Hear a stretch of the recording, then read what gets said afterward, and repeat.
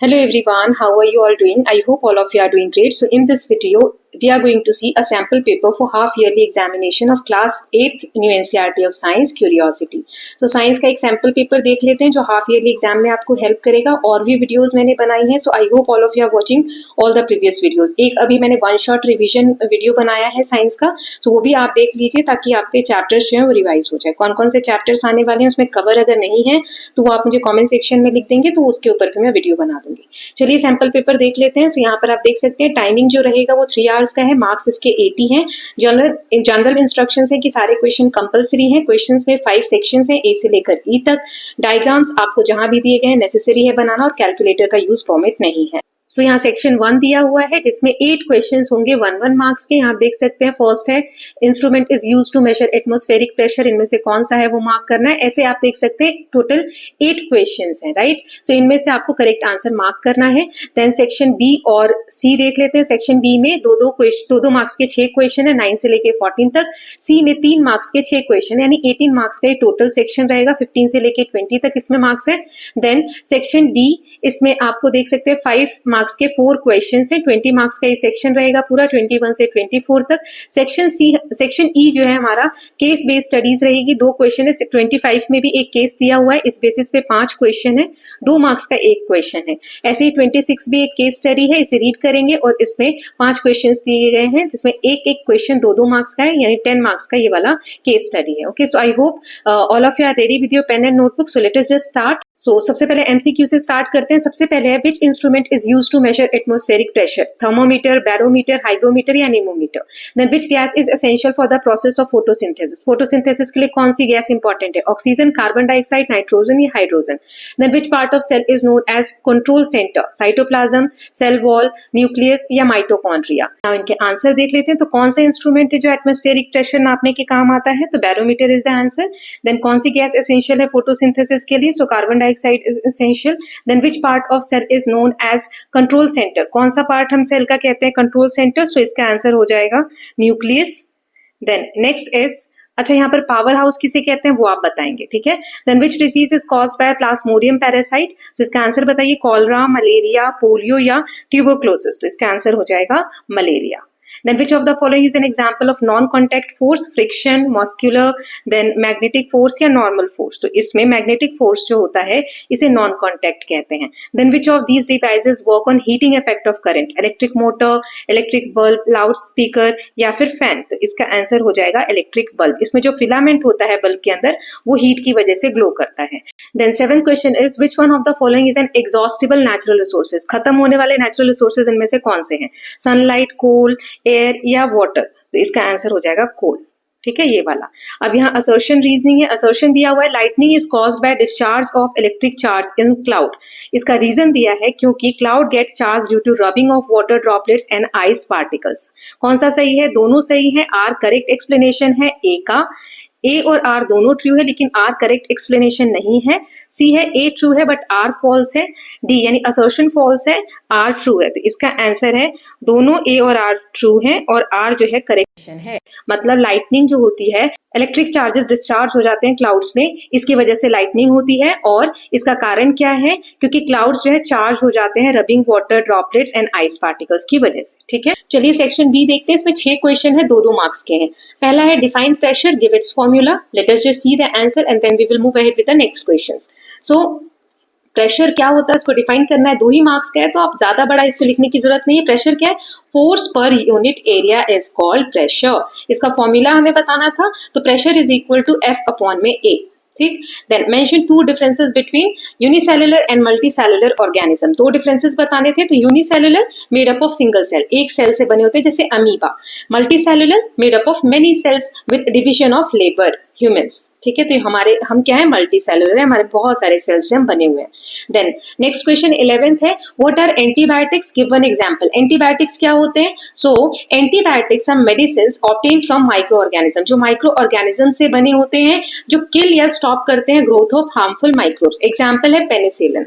Then state 2 uses of electromagnet, electromagnet के 2 uses बताने हैं। तो एक तो ये इलेक्ट्रिक बेल्स में यूज होता है and use in crane, crane में यूज होता है ताकि भारी ऑब्जेक्ट्स को उठाया जा सके जो आयन के बने हुए, लोहे के बने हुए। Now next question is why is it difficult to cut an apple with the blunt edge of a knife. जैसे चक्कू होता है, नाइफ होता है, तो उसका एक साइड तो बहुत तेज होता है जिधर से हम काटते हैं, एक साइड ब्लंट होता है ना, तो उधर से हम क्यों काटते हैं अगर एप्पल को, तो प्रॉब्लम्स आती है। Blunt edge has a larger area.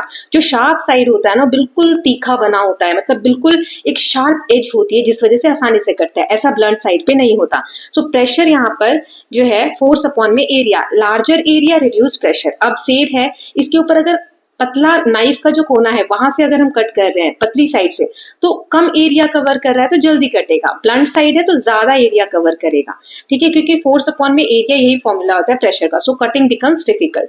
Define communicable disease with one example. Communicable disease क्या होता है, उसका एक एग्जाम्पल देना है। So communicable disease that spread from one person to another through air, water, contacts और insects.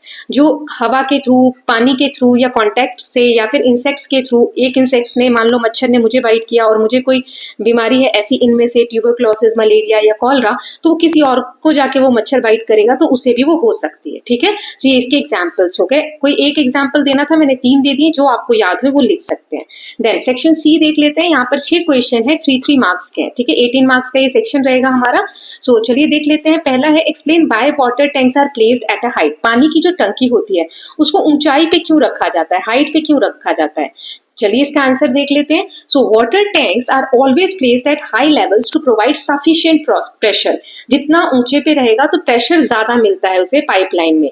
The greater the height of water column the more pressure at the outlets. This helps water to reach taps on different floors easily. तो पानी की टंकी जितनी ऊपर होगी तो pipes में उतने ही प्रेशर से पानी आएगा, इसीलिए ऊंचाई पर रखा जाता है ताकि टैप्स में, नल्स में पानी, नल जो है उनमें पानी आसानी से आ सके किसी भी फ्लोर पे।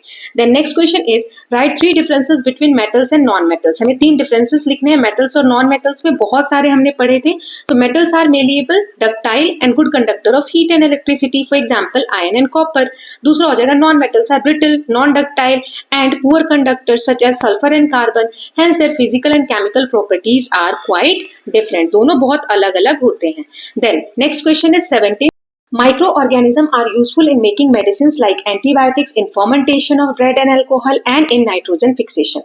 So 3-4 uses यहाँ पर बता दिए। मेडिसिन बनाने में, जैसे एंटीबायोटिक्स बनाने में माइक्रो ऑर्गेनिज्म हेल्पफुल होते हैं, फर्मेंटेशन में ब्रेड और अल्कोहल के, और नाइट्रोजन फिक्सेशन में ये हेल्प करते हैं। However they are harmful to, लेकिन इनके नुकसान भी हैं, causing disease like cholera, malaria, tuberculosis and food spoilage in human, plants and animals. ये सारी चीजें हमने पढ़ी थी। Then question number 18 is describe the structure of typical bacterial cell. Bacteria का जो सेल होता है उसका एक स्ट्रक्चर आपको बताना है। So it has rigid cell wall, एक बहुत रिजिड मजबूत एक सेल वॉल होती है, प्लाज्मा मेम्ब्रेन होता है, साइटोप्लाज्म होता है, राइबोसोम्स होते हैं और सर्कुलर डीएनए होता है। It lacks a true nucleus and membrane bound organelle. So यहाँ पर न्यूक्लियस एक ट्रूली एक सेपरेट नहीं होता है, मेम्ब्रेन बाउंड ऑर्गेनल्स भी इसमें पाए जाते हैं।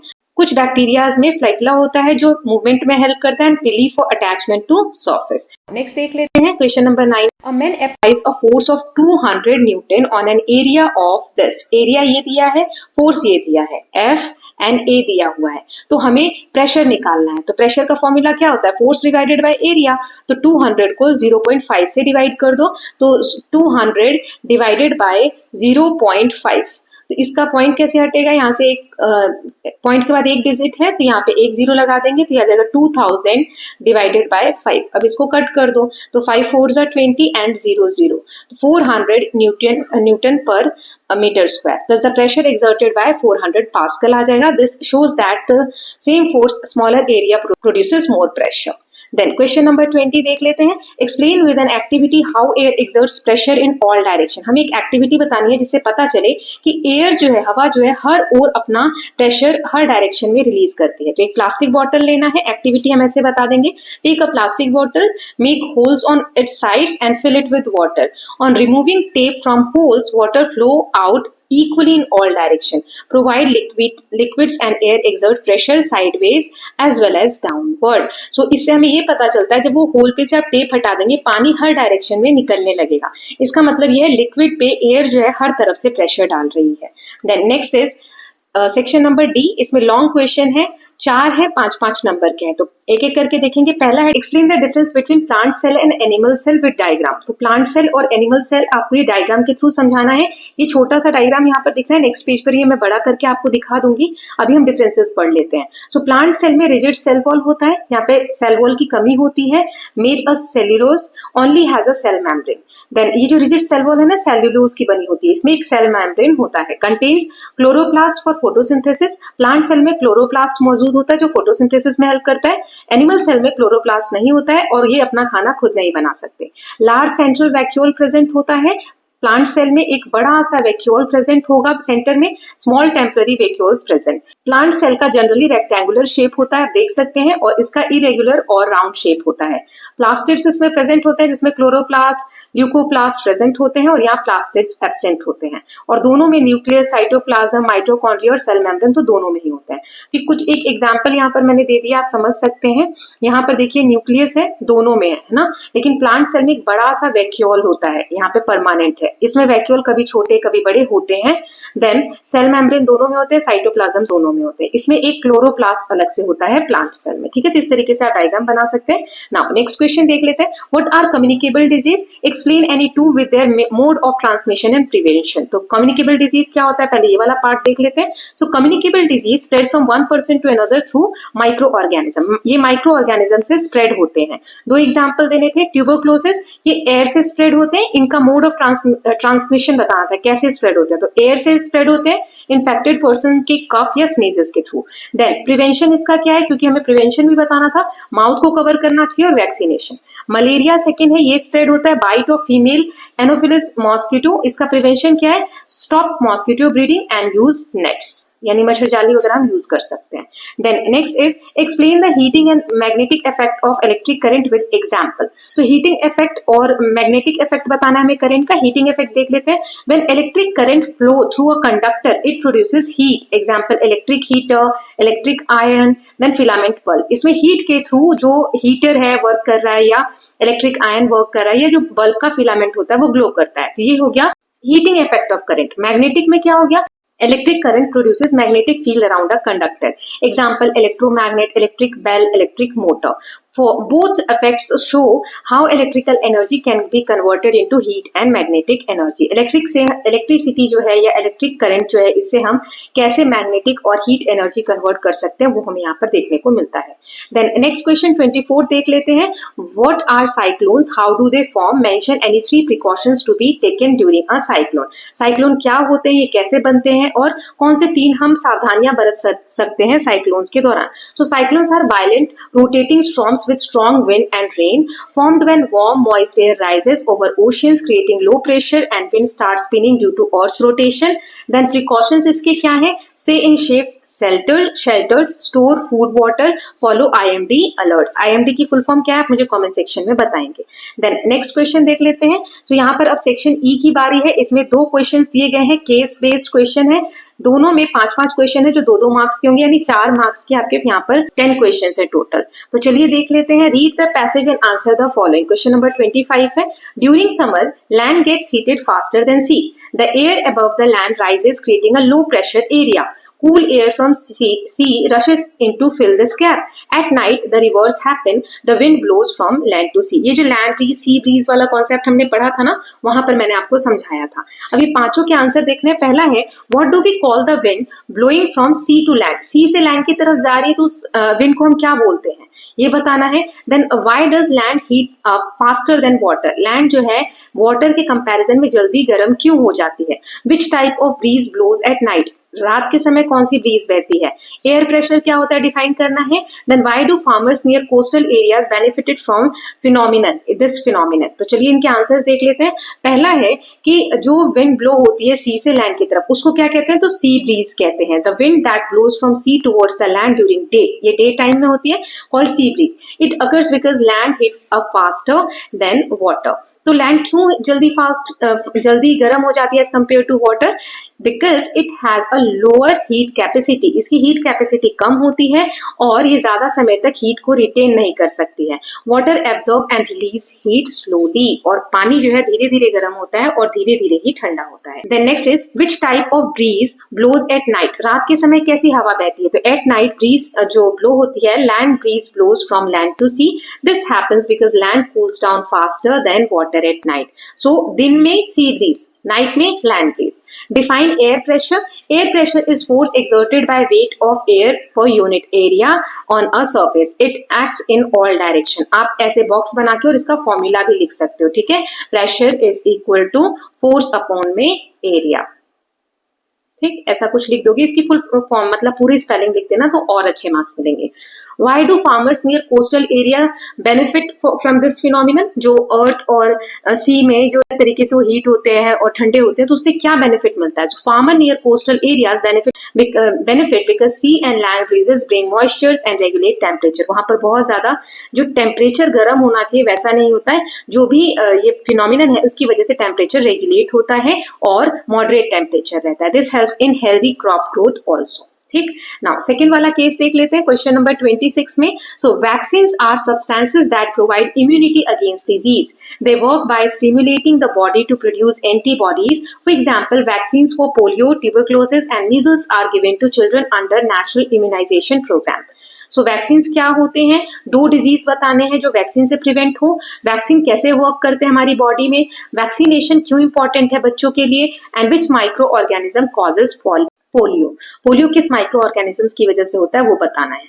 चलिए इसके आंसर्स देख लेते हैं। तो सबसे पहले वैक्सीन क्या होता है? तो vaccine are substances that provide immunity, हमारी बॉडी को इम्यूनिटी देते हैं, प्रोटेक्शन रखने की क्षमता देते हैं against disease. They prepare the body to fight infections. The name two diseases prevent by vaccine, कौन सी दो बीमारियां जो वैक्सीन से बच सकती हैं? Polio and tuberculosis can be prevented by vaccine, they are given under immunisation programmes. Government सरकार जो है बहुत सारे ऐसे प्रोग्राम स्कीम्स चलाती है जिसमें बच्चों को ये जो इंजेक्शंस वगैरह है या जो वैक्सीनेशन है ये किया जाता है ताकि इन बीमारियों से हम बच सके।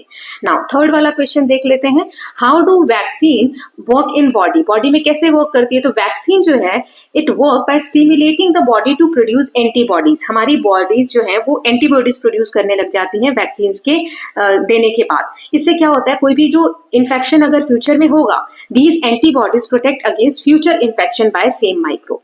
Then why is vaccination important for children, बच्चों के लिए वैक्सीनेशन क्यों इंपॉर्टेंट है? Because it protects them from life threatening disease at an early age. जो शुरुआत में जो बहुत भयंकर खतरनाक बीमारियां हो सकती है उनसे वैक्सीनेशन प्रिवेंट करता है। Then it also helps in preventing outbreaks, और ऐसी बीमारियां फैले ना इससे भी बचाता है। Which micro organism cause polio, polio किसकी वजह से होता है, कौन सा माइक्रो ऑर्गेनिज्म की वजह से? Polio virus. It affects the nervous system and cause paralysis, ठीक है। So with this students, we are done with this sample paper. I hope these videos are helping you and you are watching all other previous videos also. So if you are loving these videos, please like and share it, and don't forget to subscribe the channel for more such videos. Thank you so much.